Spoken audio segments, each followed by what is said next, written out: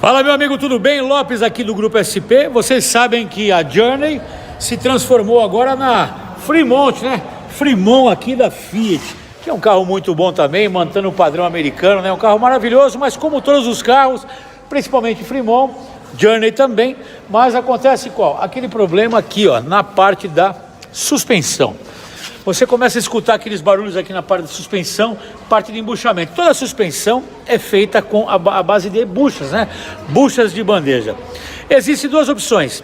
Ou nós compramos uma bandeja nova, que é muito caro na concessionária, a bandeja nova original só tem na concessionária, ou compramos uma bandeja de primeira linha paralela, ou fazemos um embuchamento na sua bandeja.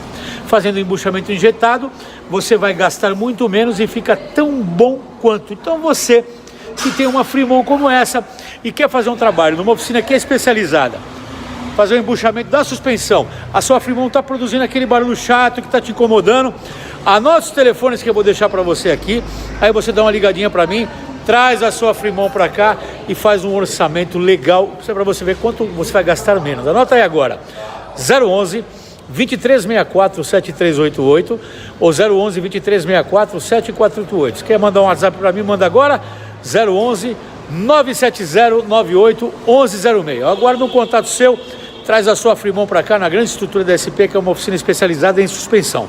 Estou te aguardando, vem para cá.